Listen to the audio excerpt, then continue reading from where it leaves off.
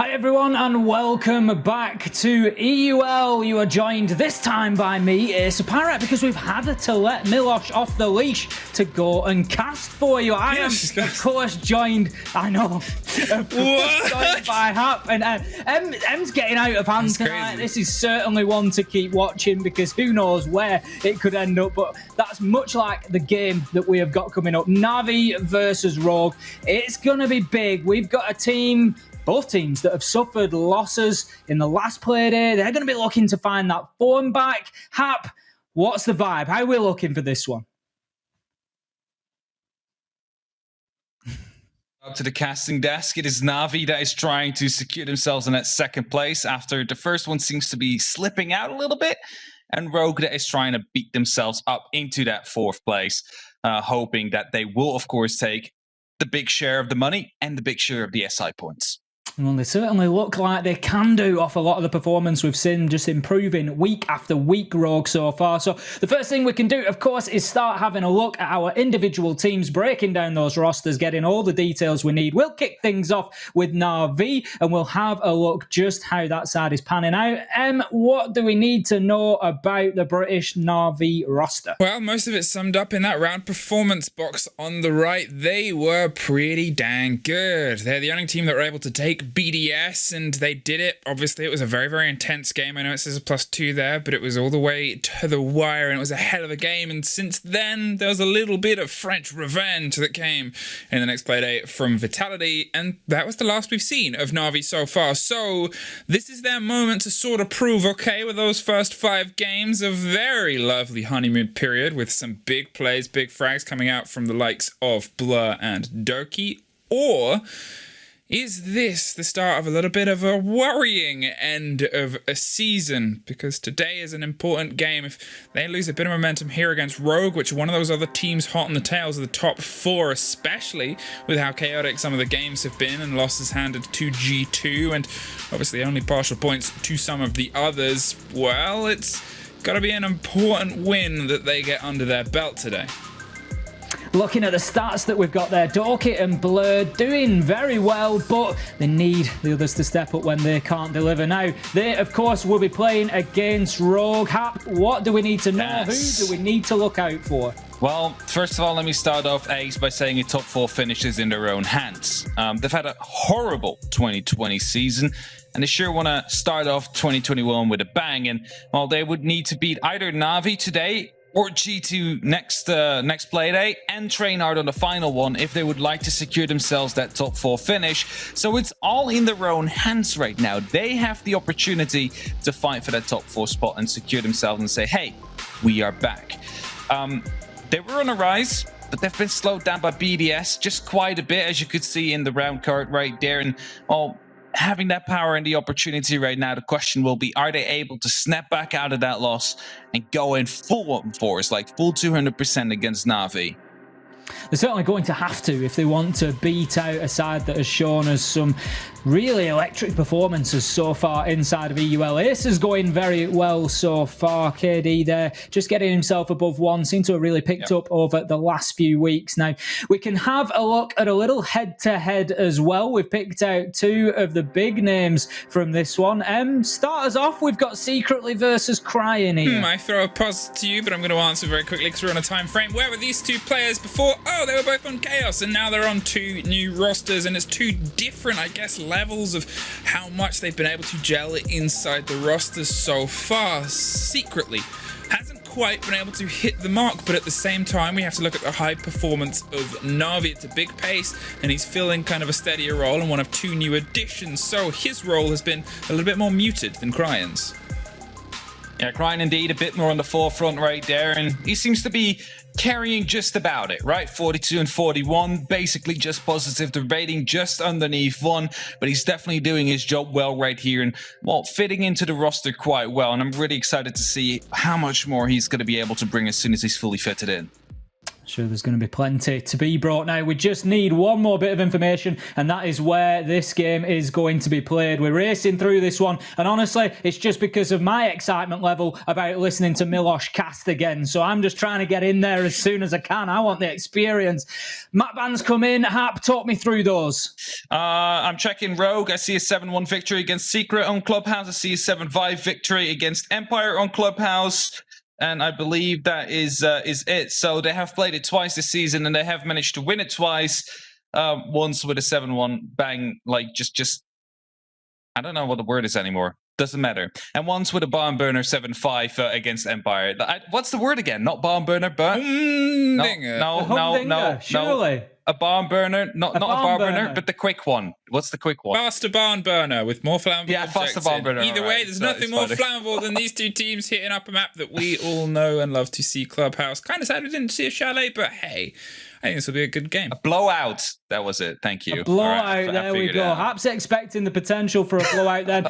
I tell you what, one thing that I can guarantee you is we're going to have a great game of Siege. There's no two ways about it. Navi and Rogue, two of the biggest teams we've got inside of EUL, on a real resurgence after previous seasons. They are here, ready to fight, ready to play. The lobby is ready as well. Milosh, I hope you're ready to cast because it's coming your way. Milosh, Jess, take it away. Have fun. Thanks so much, Ace, Hap, and Fluke. We're back on the caster's desk. Jess, I hope you're ready because I have not received a throw from a host in quite a while, and I want to see if I've lost all my game knowledge or not. Because some people say if you're as a host, you're supposed to act, like you're not the most intelligent person on the desk. I'll just put it that way. You're the one that's supposed to be fun, entertaining. But here, we're going to be entertaining and knowledgeable at the same time. We're going to bring it in with some knowledge, Jess.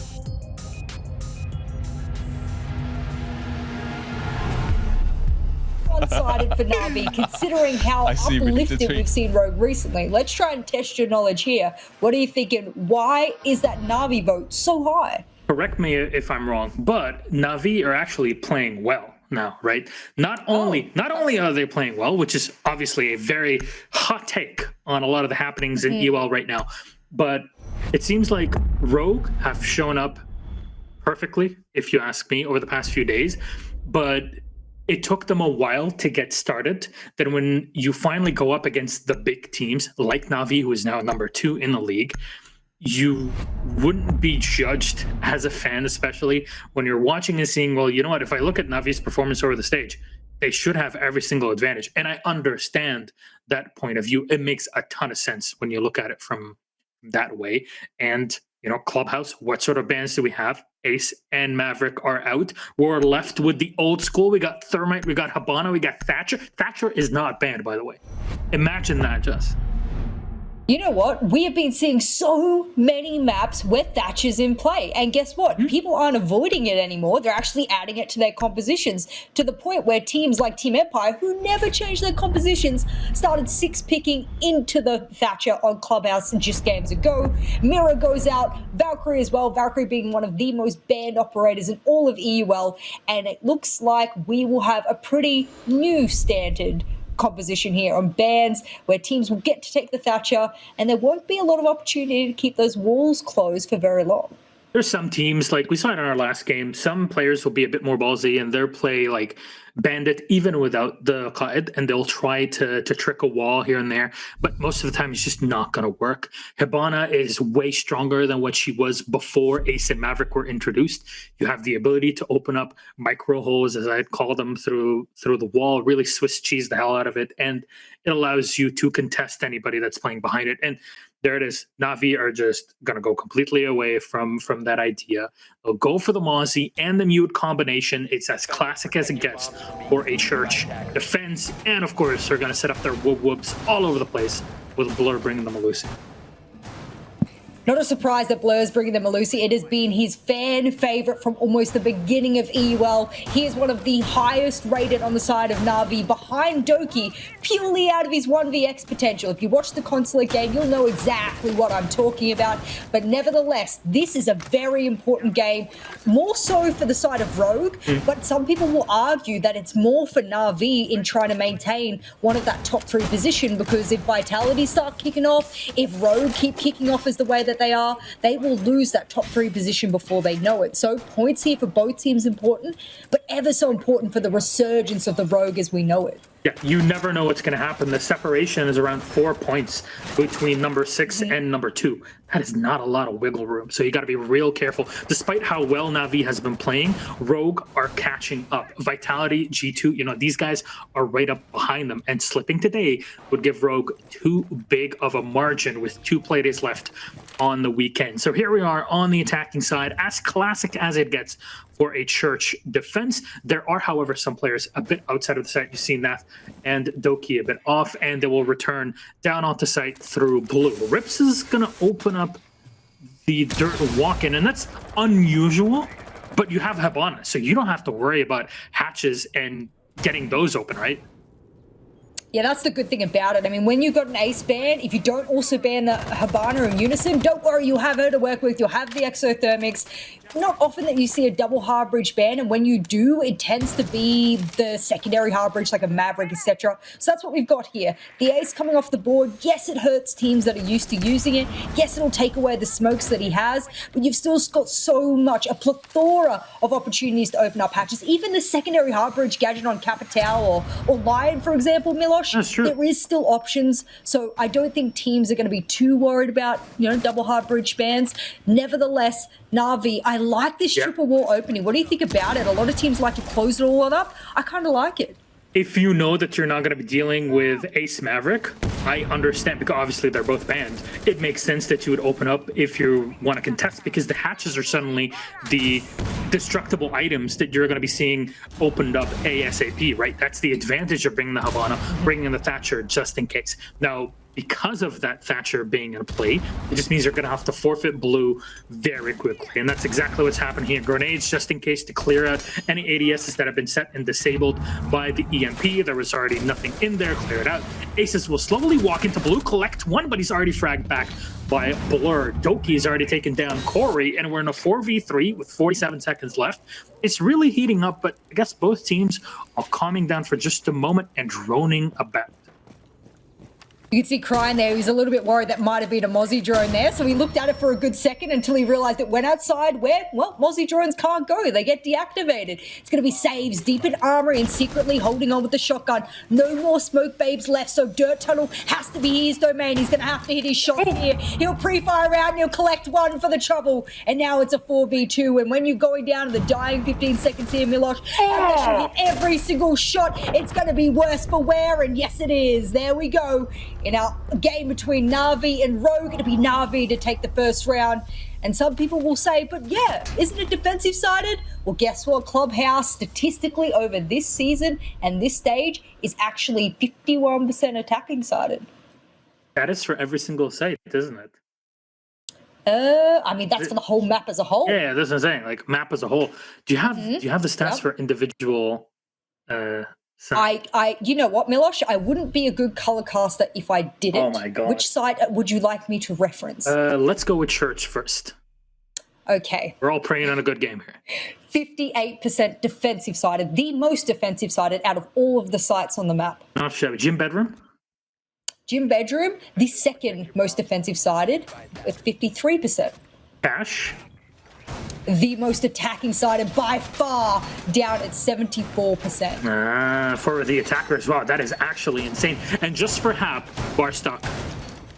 0-0, no stats. So he literally does not stop talking about it. So that's kind of the disadvantage that we get when we're going through Clubhouse. I'm excited to see, though, how this specific site plays out between the two, because it got a bit sloppy near the end. I know Rogue tried to open that entry into Dirt Tunnel, but unfortunately the timing from the different players kind of waiting to push into sight and pressure from the back, especially that blue drop that you just saw, it was mistimed. It didn't work out well, and Na'Vi had their hard power positions that they were holding on to. Very difficult to push them out of it. Now, what are they doing? Na'Vi, that is. Doki is sitting inside a bedroom. He can peek out if he would like to. Because there's a Habana in play, Leon in that case, you would expect that the Habana would go and pressure from garage. So open up that small hole at the top of the garage door, and from there kind of contest the window. That's what Doki's trying to check here, if there's anybody on the rappel or to deal with it. But look how far away Leon is. They're on the nose of this. Like, they know what's going on here, Rogue, but they got to be careful to not spend too much time to deal with Doki. That'll be the big thing. Do you commit to clearing him because you want to do a pinch push? Sure, no problems. He'll get that main stairs rotate drone, and, well, that's going to be a good pick there because that was the preset drone to deal with anyone who was flanking. He's got rid of it. They'll have to replace it. That's a hard thing to do. And if you look over to the side of Rogue, they actually don't have a lot of drones. In fact, I think there's only barely one drone per player left, and that's going to cut you down when you're trying to get intel on the site later on into the round. Mind you, we're only a minute 10 into the round. So losing that many drones early on is a really good thing for Na'Vi. It obviously means they're picking drones up early in the round. And then for Rogue, I don't know. Can we get a confirmation? I believe it's medics on the camera right now. Can we get a confirmation? Is platform open up? No, they haven't dealt with this. Is this a one-dimensional push into con? No. That's an unusual one. Oh no, that can be difficult, especially as you mentioned, not having the right information. Some bits were burned off here with the Habana charge, unfortunately, and can Blur, no, he cannot deal with the opposite side here on server. It is basically pulling the attention away from Na'Vi onto construction, and that would allow them, Rogue that is, to also open up the opposite end into server using the thermite. The good old combination Habana thermite will work out well, but you got 3 drones left, all 3 of them deployed. What can you do against Na'Vi that are very entrenched right now? Nitro is out and it's spotted, does a ton of damage on Akori on the Ash, but he's still alive in the back, going down on the floor. Leon on the opposite side, and Pilar peeks out quick to find the headshot. He's getting some info and finds the second onto Leon, suddenly dropped inside of construction, and Cryan is left solo now inside of that small cubby. Blur hits him. Man, honestly, what is going on? Construction more like destruction. Aces on his own here, solo between the windows, and Blur is going to try to find yet another one. The drone is down, or the diffuser is down as well as the drone, and he flicks out to the quad kill for Blur. It's only Rips left alive. An unfortunate situation for Rogue to find themselves in, but if damage done onto saves, and there's the peek from Blur, denied the ace in the situation as all the Pokeballs are flying to cash Rips. It'll be Doki to collect the last, rotating back on site with a Malusi. Beautiful 4K from Blur. You kept peeking them one by one. You know it's not going to work.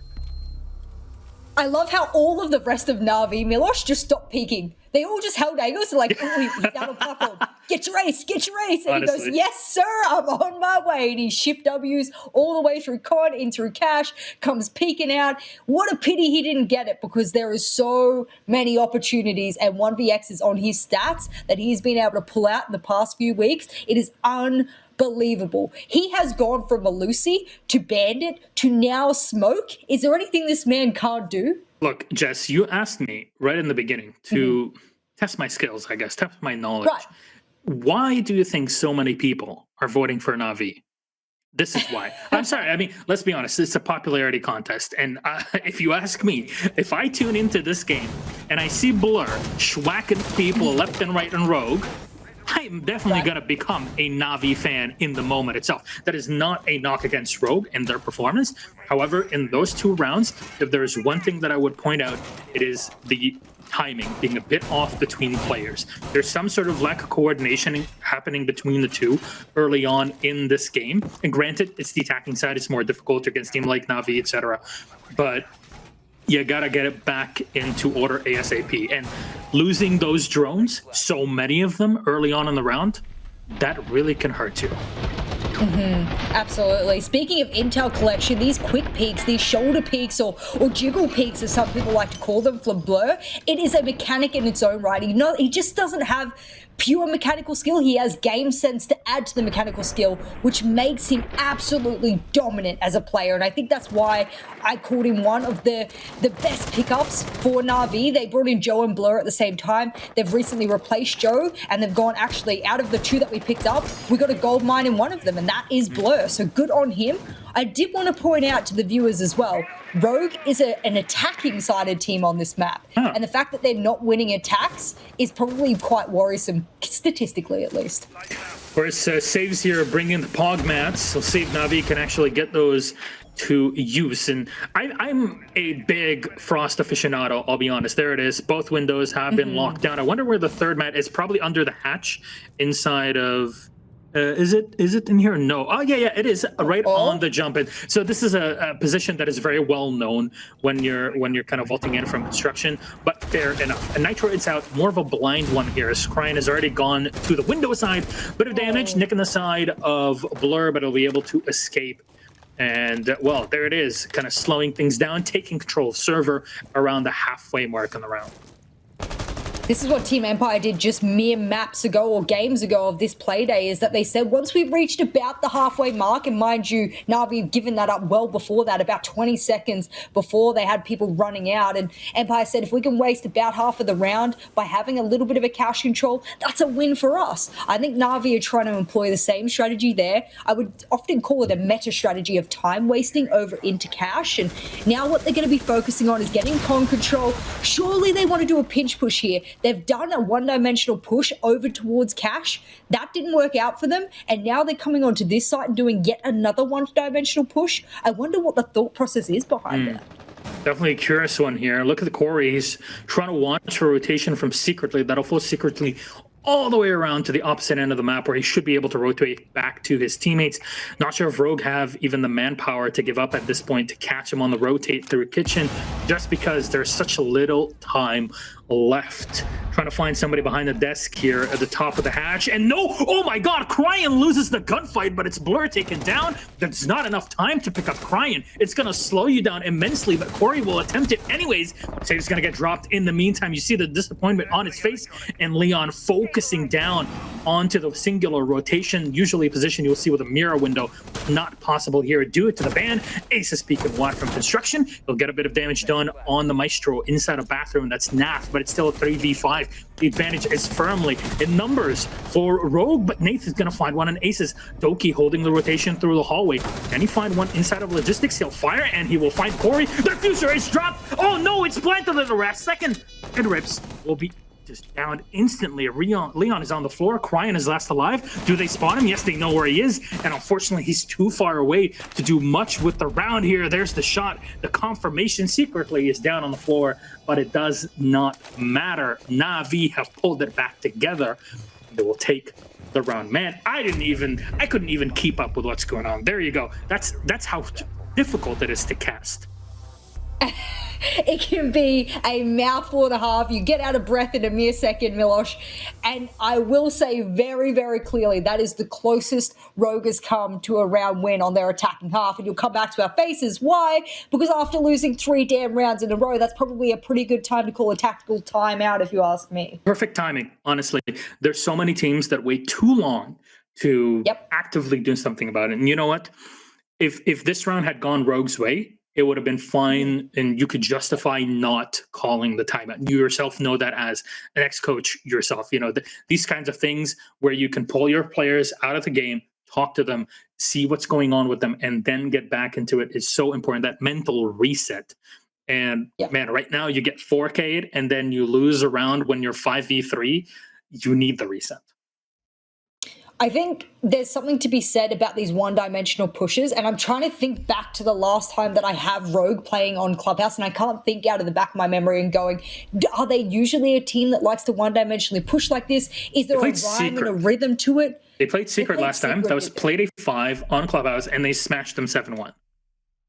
See, I can't remember that game in the back, and maybe I was off. I mean, 7-1. It was a quick day that day, so I completely understand why you wouldn't remember. They only played 2 attacks. Yeah, so it's mostly defensive rounds. So it's possible that Rogue would be more comfy once the half switch. I don't know. Yeah, very true. And that might just be it. And mind you, we did say that Rogue is an attacking sided team. That's statistically since November. Things definitely could have changed. You can see down the bottom of the screen, still not changing my mind. Rafale is the best flex / support EU. And if you're saying otherwise, you're smaller than Doki. Well, guess what? I am smaller than Doki. That's true. And I can confirm that Rafale is still one of the best flex and supports in EU. So I guess you can be a bit of both. You know what? I can see that. Honestly, Rafael is definitely one of, it's always so difficult trying to quantify the effect of some players on the game when you don't see them on the screen, because there's so much to talk about. By the time you get to them, you don't have enough time as an analyst or a commentator to talk about it. But one thing that really strikes me is the way that Navi are setting up on this set. You see there's a visual that is out. Doki is bringing out an Aruni as well. You got Save sitting inside of Garage. Nath is playing on the top floor, still setting up with the mute. This is off-site roam. And the difficulty with this is rotating back onto site if you lose that top floor. If Rogue can find a right opening, they might not even need to fight you on the top floor. They can just push down below. Now, what are the chances of that happening? Fairly low. Requires a lot of timing. And I understand why Navi would bank on something like this, because the only way other than gunfight that they would lose this is something that Rogue haven't really been able to conjure up in the game so far. They are spread out like crazy across the top floor. It is unbelievable the kind of silhouettes I'm seeing on the map at the moment. Nath, he'll get lit up from Garage, and there was a few drones flying in through there. So I think Rogue are trying to work out, how do we deal with this clear? We're trying to open up the wall over towards Jacuzzi. Oh no, there's a mute jammer. We can't get a mute in. Don't worry about it. Let's zoom it elsewhere. Go over towards Garage. They got really good hits on Nath, but hits aren't good enough. You need kills. You need to down the men who are roaming. And the fact that there's a shotgun SMG-11 player roaming, that probably gives you a pretty good indication no one is on site, and if so, it's going to be one. You're better off doing this, Rogue. You're getting onto site.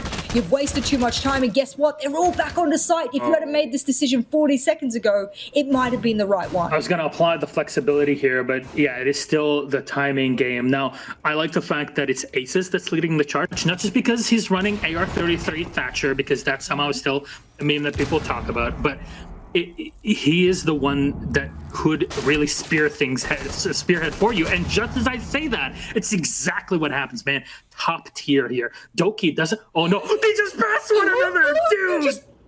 You're holding hands. I know like you don't want Valentine's Day. I don't want to hold anybody's hands in the toilet, I'll be honest with you. But especially not on this one here. Blur is going to find another one, and there it is. At least Aces is down in the meantime. Corey knows what's up. Go, just get him, bro. He's easy. He's free. On what? What? Are you joking? Corey is looking the wrong way. Doki collects him secretly for 2 more as Crying and Leon trying to move in from Dirt Tunnel, and it's Rips all on his own. And lonesome, sad here for Rogue as they try to rotate back down. And man, that diffuser could not be dropped in a worse position. Secretly collects a 3rd one on the Malusi. And as you said, Jess, they rotated back on site instantly. Sheesh. That was such a weird encounter, and I'm so glad that Medics caught it, because it was just this weird moment where a crouch-walking Ash is sitting there watching the flank over towards main. Then there's a crouch-walking Aruni going almost a tangible, triangulated, angle next to him, and no one's noticing anyone, to the point where even the Aruni is looking up the hatch. I mean, or rather the Ash. I mean, that's how confusing it was. I don't even know which op was looking where, but they were all looking in the wrong way. Nevertheless, that is 4 rounds in a row here from Navi. Dare I say this, Milosh, and I don't want to say it because I don't want it to come true. Dare I say that if Navi wins the next round, does that forebode yet another crippling defeat here for Rogue? Because let's be honest, they may have been on their game for the past few games and on the upsurge, but they can very well fall back into the old Rogue that lost every single game for however many Playdays straight. I honestly agree with you. I'm actually on your side completely, because I'm hoping that Rogue are not falling back. Again, it's just one game. It's not about the one game.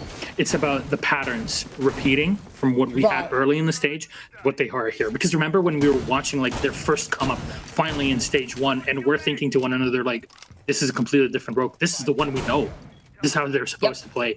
And right now with the timing that they've had versus how they were playing over the past couple of weeks, I hope that it's not just a question of nerfs, because you're in the game that can really propel you forward, and you don't want to get them too high. You don't want to be overwhelmed in this game. And I hope that they don't keep going for the mono-angular attacks that they've been kind of using in the first few rounds. There it is. I love this. This is what you're supposed to do. Oh, Saves is in a position to get caught out by this, but it looks like he wants to actively challenge it instead. And as someone who's pretty much banged out as many assists as you can in the first 4 rounds, at least 1 assist per round, not a single kill to the name, it means that, dare I say, he can't, he struggles to finish people there, Milosh. Yeah, we'll see. Maybe Civ can retreat back. You're opening a bit of a wider hole here, so Rips can abuse the... Oh, look at this. This is a great drone from Cryan. Unfortunately, nobody's spawning it from the defenders. This is giving so much information. And Rogue doing a better job of holding on to their drones, and there's the kill from Corey. That's the opener that they needed. So important, and this will allow Corey to ash charge the bottom of server, pushing the bandit back, allowing the door to be, or the wall here to be opened at a minute 40. Blur is so open right now. He's got to be careful. Oh, look at this. Is there a drone to confirm the position? They're flicking all through them, and the EMP should at least allow for some time. EMP's out, bit of damage done, and Blur will destroy his own battery to be able to open up the wall. He's going to zap it. Oh, Leon at the right time. There it is. It took time, but at least the wall will be opened. That is the hope. At least forcing back the bandit and allowing the Ash to perform and put pressure.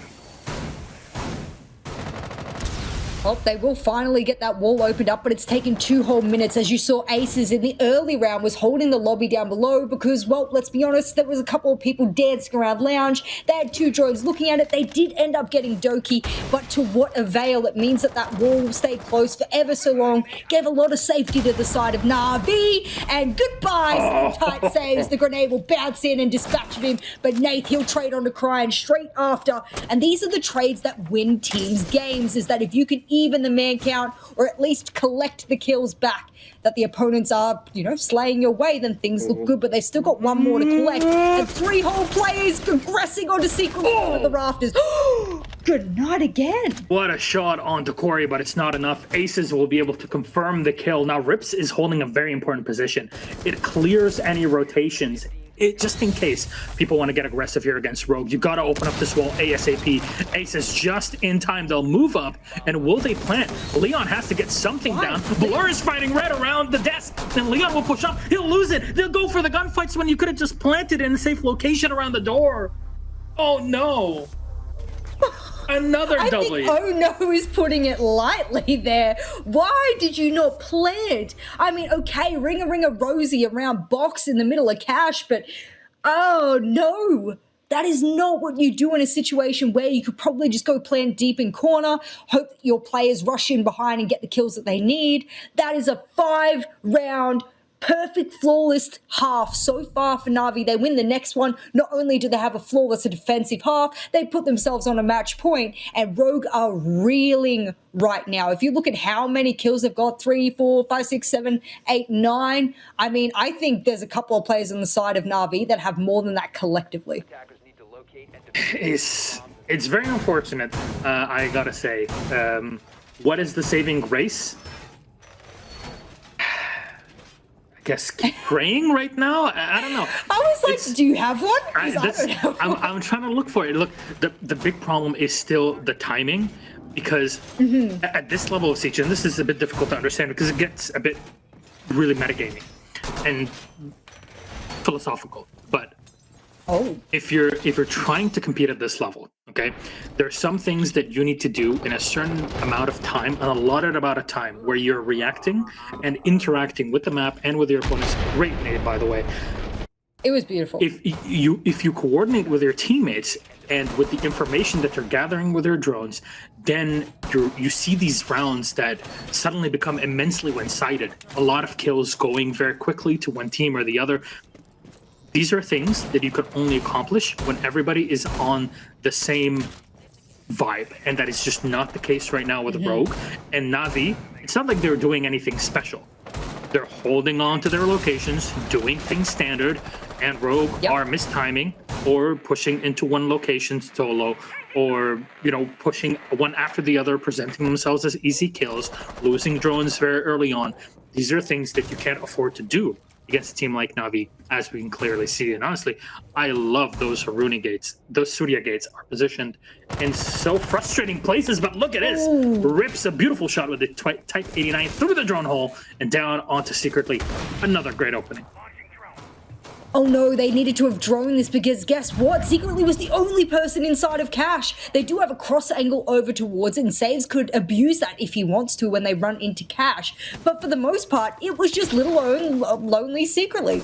And now that they do get the drones out, they don't need to waste any more of their utility. They can take it for free. It took them less than half the round, and they got a kill for their trouble. This is probably the most confident round, at least in the early round that we've seen here from Rogue. But Saves is in a prime position there with one of the strongest weapons on the side of defense. It's not a shotgun, and he could make some serious damage if they don't drone him out carefully. There we go. Saves will shoot out that drone and confirm that there is pressure, and they'll start to pre-fire out towards it. My problem is now, we spoke about them doing that one-dimensional push. They've decided to go against it. Finally, it's taken them 5 rounds to work. That one-dimensional doesn't necessarily work, and this is the pinch pressure we wanted from Rogue.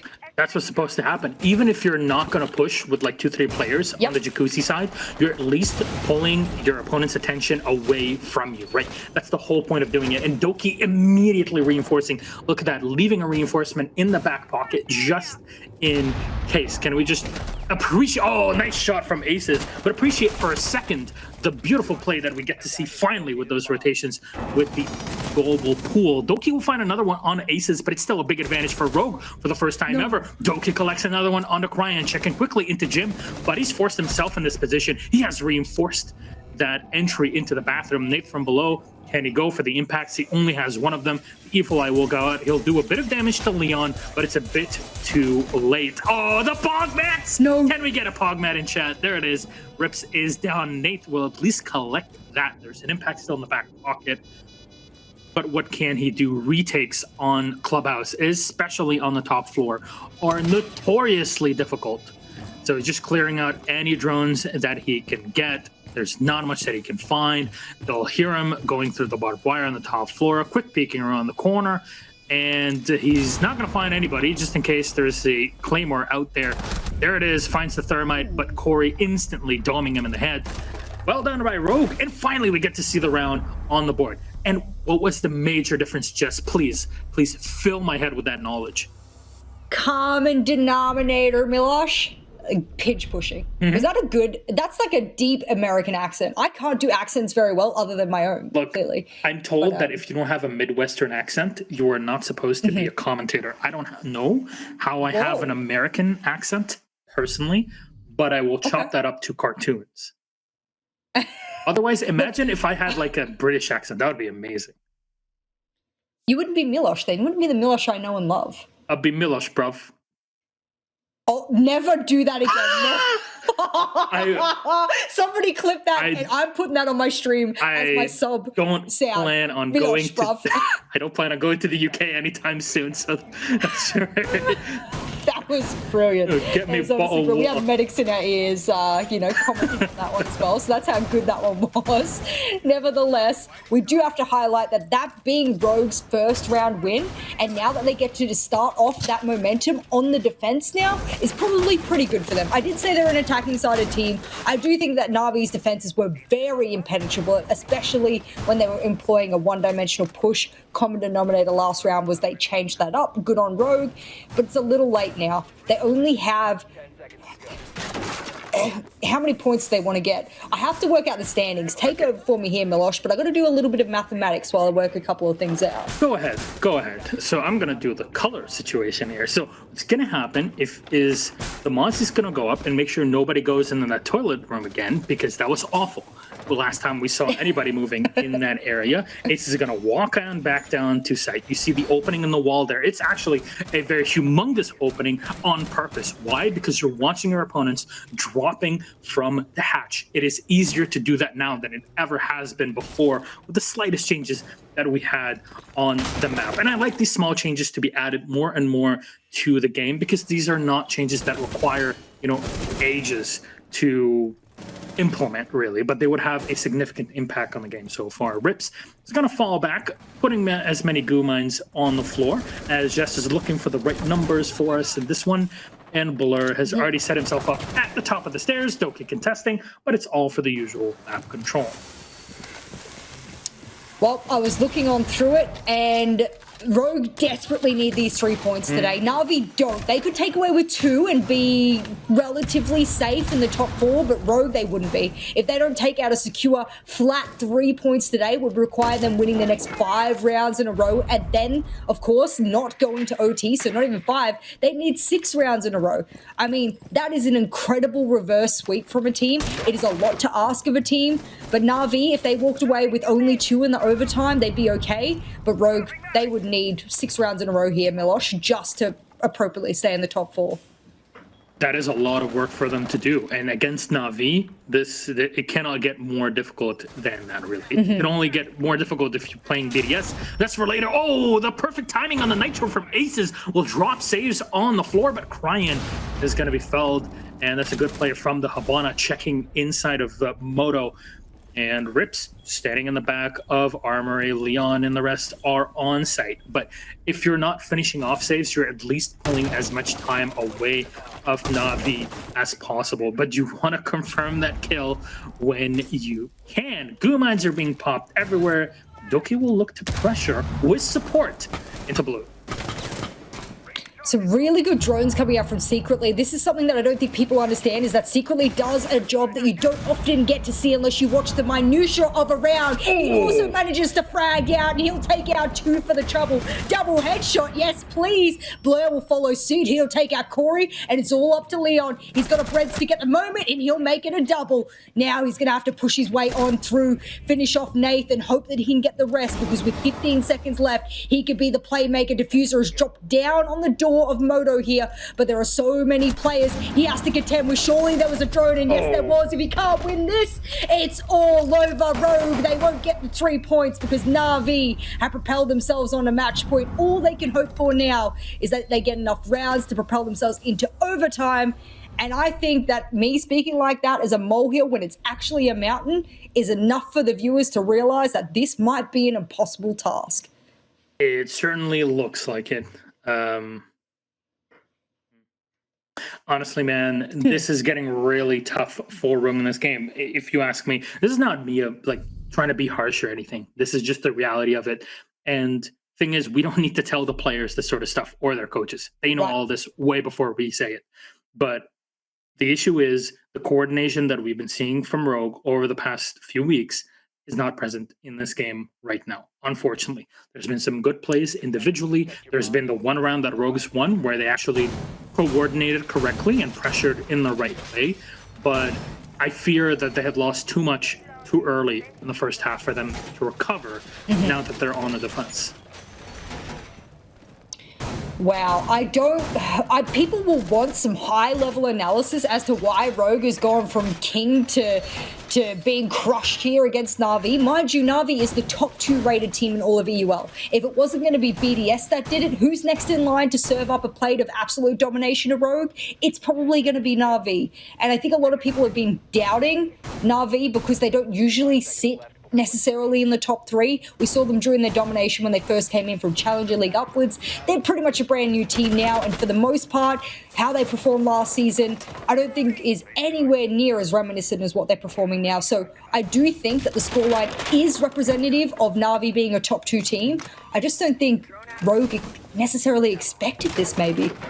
You know, Rogue are playing G2 and Trainhard in the last 2 oh my god, there it is! Aces out of strip will find the kill on Blur, and you know what?